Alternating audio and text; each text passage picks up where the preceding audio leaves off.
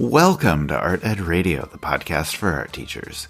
This show is produced by The Art of Education, and I'm your host, Tim Bogatz. Well, here we are. It is my first episode without Andrew. So, as you may have heard last week, was Andrew's final episode after 2 years. So, I'm going to miss him, but it's going to be fun as we kind of move along here, and we'll get him back on every once in a while to come chat, come argue, come have some conversations, and should be a good time. But as we move on here, I was trying to think, where do we want to go with this first episode post Andrew? And, I've been teaching the Creativity in Crisis graduate course lately, and it's really got me thinking a lot about creativity, about what that looks like, about how we can implement more ideas for teaching creativity in our classroom.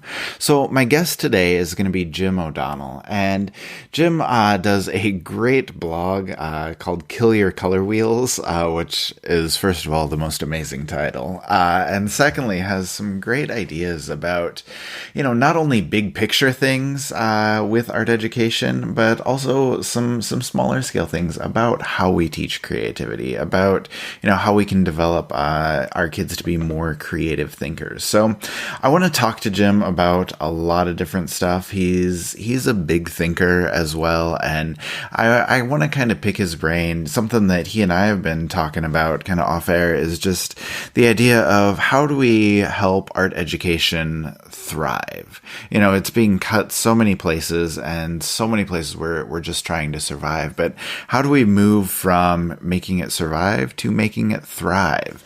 And so we'll dive into that a little bit and just kind of chat about, how do we approach that as art teachers?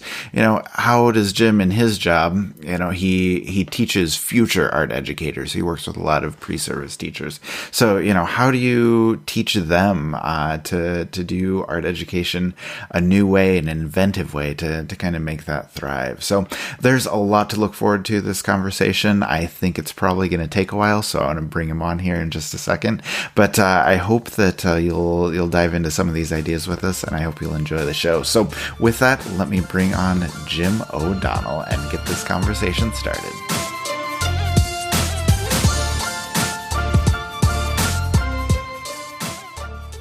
All right, and I am here with Jim O'Donnell. Jim, thanks for joining me. How are you today? I'm doing fantastic. Thanks, Tim. Good. So I just want to kind of dive right in with a big question. The name of your blog, which I love, by the way, is Kill Your Color Wheels, which is spectacular, and obviously a nod toward doing things differently in art education. So if I can ask, what about the traditional style of teaching do you want to change or think needs to change? And why do you think those changes need to be made? Yeah, absolutely. So, Kill Your Color Wheels, that's based on a quote, Kill Your Darlings, which is supposed to be good writing advice. And for me, the color wheel is definitely one of the darlings of the art education community. So for an author, this advice means that in order to advance your story, or in order to advance as a writer, sometimes you have to be willing to sacrifice even your favorite characters. And so if you're a fan of Game of Thrones, then you know that George R.R. Martin follows this advice really, really well. So for me, why is the color wheel something that I want to kill? The color wheel is emblematic of something called the school art style, which I think is one of the biggest persistent enemies of creativity in art classes today. And I would love to see art education kill the school art style once and for all. It's something that art educator Arthur Efland identified way back in the 1970s to describe cookie cutter art activities where it's the teacher making the creative decisions and the students basically just following instructions and finishing nearly identical work. So if you basically know what the results are going to look like before the students even start, then it might not be a very creative assignment. And I know that some people are thinking, those kinds of assignments are important for building skills. But for me, I would ask, why should skill building occur in a vacuum isolated from meaning? For me, meaning is always the most important thing. So for me, the color wheel represents that kind of formulaic teaching approach where it kind of misleads students to believe things like there's a one-to-one relationship in art, like blue is a sad color, or that there's a right and wrong way to use color in art. For me, these things are more anti-art.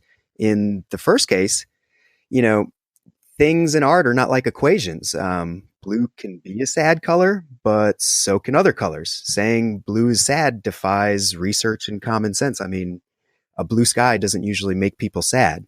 Um, in the latter case, art teachers often teach color harmonies as if they're rules rather than suggestions. I love color, but color is highly personal and often influenced by culture and almost never universal. So I think color science and optics are fascinating, but when art teachers are judging what's good or bad in art, I think that's different and dangerous even. If they could decide what's good or bad in art, maybe they should be an art appraiser for some auction house or a curator of a trendy gallery because they can't even figure that out half the time. So, um, for me, I just want art educators to focus more on experimentation and process rather than elements and principles. Art is, for me, not about memorizing lists of facts or a right and wrong way. It's more about subjectivity. It's not about content, but creativity. And these are mistakes that I've made. I've only learned things the hard way, and I've had my students paint color wheels. And for me, it was a complete waste of time. There are infinitely more valuable things that they could be doing in art class. So, for me, it's a reminder to take risks and help my students take risks and hopefully something to encourage other teachers to, try and be vulnerable and, think more like artists in that way. Yeah, I think there's a lot of good points there. And I think people who listen to this podcast know that your thinking and my thinking kind of line up on a lot of those things. I rant all the time about how perspective lessons are not teaching kids anything. And we need to be, reflecting on those ideas and always looking for new things. So I guess I want to talk a little bit more about that. Because I know in your job, you're teaching future art educators, a lot of pre-service teachers. And, along with everything you listed, or in with those things that you listed, what are kind of the big ideas that you're trying to get across to who you're teaching? Like for future teachers, what do you think are the most important things that they need to know? Yeah, that's a good question. And, I'm definitely thinking about really big ideas a lot of the time. So it's kind of hard to say, with any certainty what art educators are going to need to know in the future because we don't know what the future is going to look like. What are artists going to need to know in the future or anyone? It's kind of a toss up sometimes. What is art and creativity going to mean in in a world with AI and robots and climate change and Jeff Bezos and all these things that we just have no idea what it's going to mean. So for me, I think, what can I as an art teacher do to prepare my students and teachers for an uncertain future? And the question basically answers itself, uncertainty. And that's something I discovered in the last few years is that, uncertainty is central to creativity in art. And what I want my future art educators is to be open to uncertainty and try and work that into their plans, even to be open to being wrong and even embracing failure. I know when I started out as being a teacher, I was very resistant to the idea of admitting that I was wrong in front of people. And that felt too raw and unsafe. But, now that I've been doing it for a while, I'm much more comfortable doing that. And I find that my students respect that and we learn more from each other that way. So in their classrooms, my future teachers are going to have to make choices and take risks when, the results are far from guaranteed. And that's what just working with people. And that's what it's like to make art. So, these things are true about life. And so when students are learning about art, what they're really learning about is life. And there really isn't much more important. There isn't really anything that's much more important than that for me. And I want them to be thinking, long term. There's what I'll call, the one thing. So I got this from my mentor, Dr. Craig Rowland at the University of Florida. And what he used to do is he'd hold up his index finger in front of us and ask, what is the one thing you want your students to remember about their time in art? What will they remember about their time with you in 5 or 10 or even 20 years from now? And it's probably not going to be much if we're honest with ourselves, you know. I mean, how much do any of us remember about any of our teachers? And, so whatever that is, whatever you choose for that to be, try and make it something important. And that is the foundation of backwards design, that you begin with the intended transformation in mind. So for me, the most important transformation is that my future teachers see themselves as creative and realize that everyone can be creative and creativity can be practiced and improved. But above all, I think what I want my teachers to remember is that they teach people and not art. That's what I learned from my other mentor, Dr. Melanie Davenport. She taught me to teach with my heart and to be authentic and to be a goofball, and that this, gives my students permission to be themselves. So, the most important thing for students to know is that their teacher genuinely cares about them. And she is always taught with a tremendous amount of love for her students. So, at the end of the day, I want my teachers to be inspired to inspire. And I've seen the transformative power of art, and I want them to see that as well, and help bring that about in their own students. Yeah, I think that's, well, a lot of really great ideas and a lot of big ideas. And I guess what I want to ask you about with those is, they're not necessarily specific to pre-service teachers. Mm-hmm. So I guess the question is, what kinds of ideas or where do you think people who are already in the classroom can improve and kind of, start working with some of those ideas that you're talking about? Because obviously, like, reflection is a really vital part of how we improve our teaching. And so, what do you think that we should be thinking about in regard to what we do in our classroom or what we do with our students? Like, what should we be looking at, specifically in order to become better at what we do as teachers? Yes. So I think it's vital, first off, that we look at artists and allow artists and makers to be our role models as much as possible. When we're planning for our classes, we need to ask ourselves, I think, what would an artist do, or what would artists do in this situation? One example that I love is an artist by the name of Oliver Herring. He was featured in the R21 series, and his artistic practice, involves performance, video, and photography. And he uses these to connect with other people, and often complete strangers. And he travels all over the world doing this. It's about, ways of discovering how to live in the world with other people using art making. And I think it's fabulous. One specific example I've seen of this are these task parties that he plans, which are these temporary gatherings of individuals with very limited materials and very limited direction. And so this allows for very spontaneous, interactive, and communal creations that, exist for a short time and then go away. And there's something really beautiful about that. And so I've experienced this at a recent NAEA convention, and I'm looking forward to experiencing more of them. And I just think they're fabulous. So, for the art teacher or any teacher, I think the idea is that instead of every student working on the same assignment in unison in that kind of factory model, when our students show up, I want our teachers to be thinking, well, what can we do together? What's possible with 20 or 30 students that's not possible with 1 or 2 or 5, rather than just scaling up something. I also think, we can be looking to,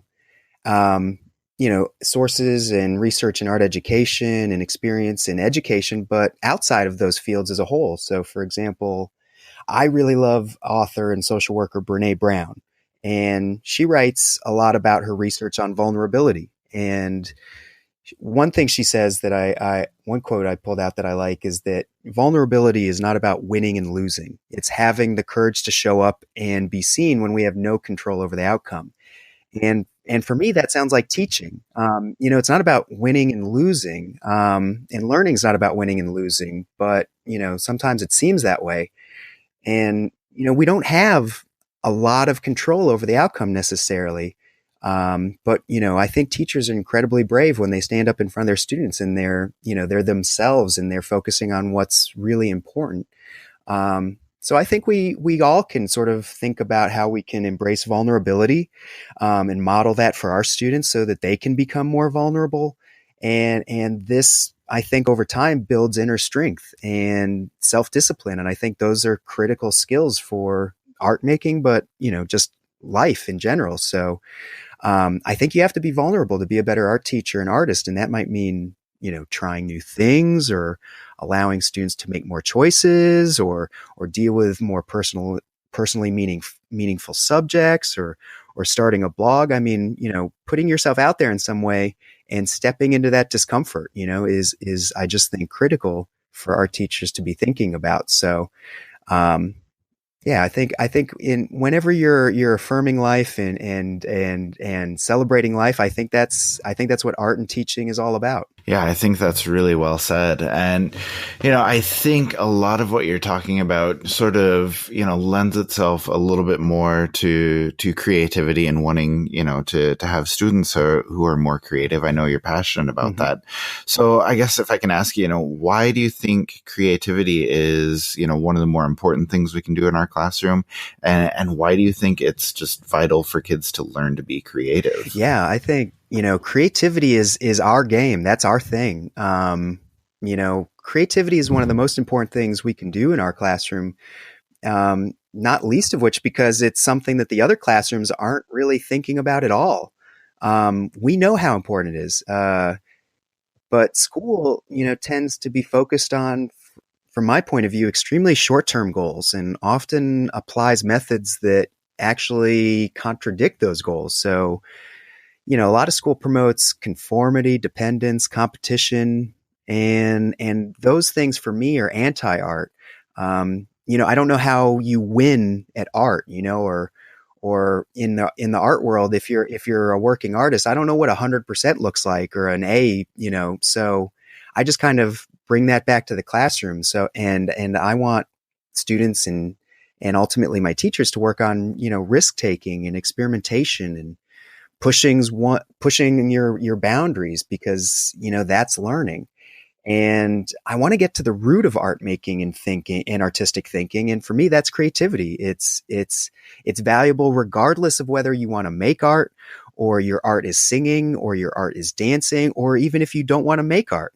I think creativity is one of those skills that's going to help someone regardless of what career or field they want to go into. There's creative ways to do anything at all.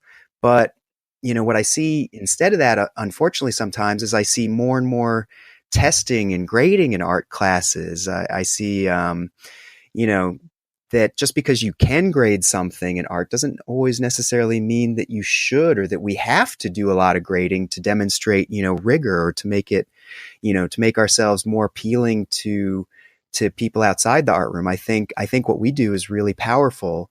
And we shouldn't be focusing on, lower order thinking, like memorizing lists of elements or spitting back vocabulary, because that kind of shortchanges what we do in people's minds. I think creativity should be the foundation of what happens in the art room, because that's the foundation of art for me. It's something that, I don't know what the future will bring, but I know creativity is going to be really, really important in navigating it. And it's something, like I said, that I think you can apply to most any area of your life.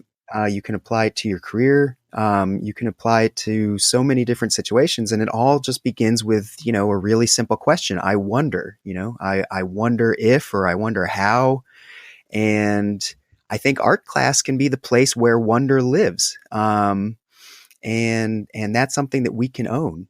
That's really, really well said. And, if I can follow up on that, I think you're speaking to a lot of ideas, that art teachers have about, what our class can be, what it should be.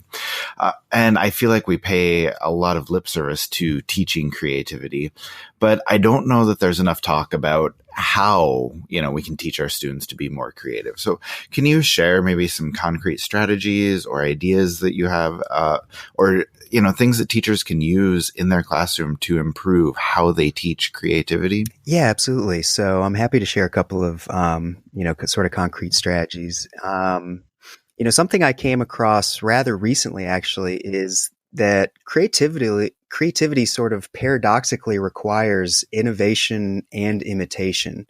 And so there are models out there and practices that we can imitate, in order to achieve more innovation. So a couple of those that I'm thinking of are, like I said, using artists and designers as role models. So if you look to artists in studio practice, one constant for artists is that they work in series, that they work in repetition, that they often find something that interests them and inspires them, and that can come from anywhere, of course, but whatever that is, whether it's the way that they apply paint to a canvas, or whether it's ideas about something from life, they work with it and turn it over and over again, and really try and squeeze all the juice out of this that they possibly can. Not to come to some kind of, final answer or resolution, but just to sort of, explore it as deeply as possible, and sort of scratch that itch that they have intellectually or emotionally. So in the classroom, the question is, how do we get our students, how do we, get them to work in series, to work with an idea, in multiple ways, and seeing it from multiple angles. One assignment I like to give students is something like 25 variations. Take an object. This is sort of a more traditional maybe example, but you choose an object that's interesting, and you deal with it in 25 different ways. And students usually have a lot of headaches by number 10 or number 15, but once they break through that barrier, you start getting some really interesting results that are a little more unexpected for them. And that's the challenge often, is how do you help students sort of break through their sort of cliche thinking, or their sort of knee-jerk reactions to things. And that's what art helps people do. With designers, that's another great example. It's a little different though. With designers, there's something called design thinking, and this is an idea that you can find online, with lots of resources available. And the idea is that there's this model that is based on what designers do. And so when designers, say, for example, are trying to design a more comfortable chair, they start with this problem, or this intention, and they ideate, they create lots of different ideas and solutions to the problem, and then they prototype them and they test them, and go back and revise and try again. And that for me is another great, example of a model that we can transport directly into the classroom. And a lot of teachers already are using this model, for really exciting results that get their students to collaborate and think more creatively, all together. Those are two examples, one from, studio art, one from design. But something else that I'm really interested in these days that I don't mind talking about for a little bit is the idea of systematic creativity. So this is something that maybe is a little bit counterintuitive, for some folks, but it's the idea that that creativity, that success is a little bit more predictable, than failure, or that you're going to get probably more predictable results with successful examples than you might get with examples that don't work. So the idea is, it comes from a book called Made to Stick, which I love this book. It's written by Chip and Dan Heath, and it's all about why some ideas last and some ideas go away. And so they cite this research where they found that, with advertising, they took, this research group took 200 highly regarded advertisements, and they found that 89% of these advertisements fit into 6 categories. They tended to be simple or unexpected, concrete, credible. They had emotion, or they told a story. When they looked at 200 not so highly regarded examples of advertising, they found that they could only classify 2% of them. So it's kind of like evolution. Like you're going to have a lot more permutations and mutations and things that, don't really quite take off than, the ones that, tend to stick around. So they took this idea and they tried to see if they could actually teach it to people. And, the results were really fascinating because they found that when they took a group of people and gave them no training, that those people tended to come up with some, and they test these again with consumers. They found that people who didn't get any training generally kind of created sort of annoying ads. And when they took another group, though, this is surprising. They took another group and they had a creativity instructor work with them and teach them mind mapping and some sort of, brainstorming techniques that we've all probably used. I've used a lot of mind mapping, and they found that consumers thought that these ads were less annoying, but not really more creative. And that was really shocking to me because I've done a lot of mind mapping with students. They found that a third group, that when they taught them these principles, these 6 categories, they found that they were much more creative and much more positively received. So, this isn't by any means, conclusive research, just this one study, but it's really promising in the idea that, yes, you can actually teach people to be more creative.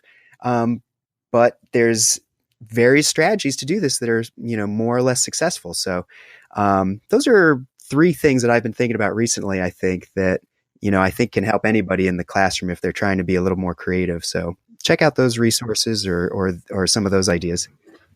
Yeah, for sure. I think that will be really good advice, good opportunities for people to look that up. And we'll make sure that we put links to everything there in the show notes so people can go and research. But I have one last question for you as we wrap things up here. I know, you and I have talked a little bit about helping art ed thrive, not just kind of survive where we are. So I guess as some closing thoughts, what do you think that we can do as art teachers to imagine and to support kind of a world of art education that is, in fact, thriving?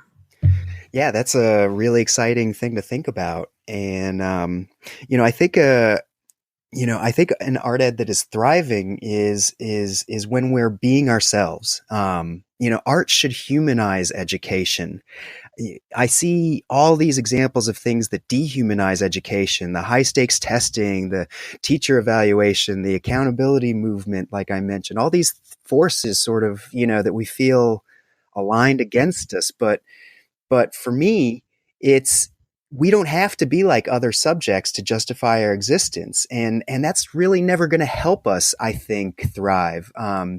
It's the other subjects, I've always said, that have a lot to learn from art class. They should be embracing the things we're doing. They should be modeling after us, making choices, encouraging play, uncertainty, collaboration, ambiguity, risk taking, multiple points of view. These are all things that art does really, really well that I think other classrooms could be doing much better. And art is natural, and what is natural for the artist should be natural in the art classroom. So, art helps humans explore what it means to be human together. And art helps humans explore different ways of being. And we need a future with our humanity intact. And, in some ways, I think this doesn't mean that, some people might think that to protect our humanity or to be more humane, that we have to resist technology. And for me, I think, art education thrives when it's high touch and high tech, that we need to help our students build their analog and their digital toolkits so that they can be empowered to express themselves on the digital platforms that'll become increasingly relevant in their futures. And, technology for me has always been a friend of art since they started putting paint in tubes, and that allowed Van Gogh to go outside and paint landscapes, or, the invention of the camera freed artists to paint however they wanted to. So, at the end of the day, I think art education is thriving not when it is producing artists or designers, because we know that most of our students aren't necessarily going to become artists or designers or work in a creative field, but when we're helping foster these creative communities and helping to produce adults that can think like artists, because creative thinking should be at the center of every art room, regardless of whether one practices choice-based or project-based or more teacher-directed styles of curriculum. You know, students don't have a lot of choices in school, but they can in the art room. And students don't get to take a lot of risks in school, but, they can in the art room. So I think an art education that's thriving is one that's helping students imagine possibilities. Yeah, I think that, like everything today, is really, really well said. And I think that'll be a good place for us to end it. So, Jim, thank you so much for coming on. I really appreciate everything you had to say and all of your insight. And hopefully we can talk to you again soon. Yeah, I'd really like that, Tim. Thanks so much. I was really excited to be here. So many great ideas there, so many great references that Jim dropped in our conversation. I will make sure we link to as many ideas as we can, and that will give you an opportunity to dive a little deeper into everything that we've been talking about today. Now, before we go, I want to talk just a little bit more about the Creativity in Crisis graduate course that I've been teaching lately, the one I told you about in the intro. It's based around Sir Ken Robinson's book called Out of Our Minds. And if we can all just take a minute to remember that Sir Ken Robinson was on this very podcast about a year ago. Okay? I can't let an opportunity to brag about that pass me by. But in all seriousness, this Creativity in Crisis course has been awesome. We started out talking about creativity in schools, the challenges we face in teaching creativity, and the challenges we face within the school system at large. And right now we're focusing on our own personal creativity, taking ourselves on artist dates and defining more ways to develop, what we do as artists, what we do creatively. Then in the final couple weeks of the course, we're going to be talking about how to make our kids more creative, and we're going to be taking some actionable steps to implement more creativity in our classrooms and our schools. And as you can hopefully tell, it's something that I'm pretty passionate about and something that I really enjoy working on. So, if you're the same way, if you want to find out a little bit more about the course, if you're interested, or if you want to sign up, we'll add a link in the show notes when you're taking a look at everything else, or you can check it out at theartofed.com/courses. There is a new section starting on March 1st, then again at the beginning of April and the beginning of May. Hey, but I think that's going to do it for me. I know this has been a long episode, and on top of that, we are giving you lots of homework this week. So check out Jim's blog called Kill Your Color Wheels. Plus, check out the show notes that I mentioned on the website for links to all of the other great stuff that we talked about. And you can also check out the Creativity in Crisis course as well. So I hope you take the chance to engage and dive in with at least a couple of those things and keep your learning going, because that's how we're going to make art ed not just survive, but thrive.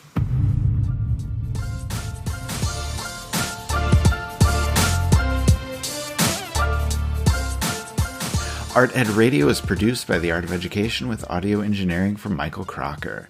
Remember that you can sign up for our email list at artedradio.com, find all of that awesome content I was just talking about, and listen to all of our old episodes, including the one with Sir Ken Robinson. Thanks for listening, and we will talk to you next week.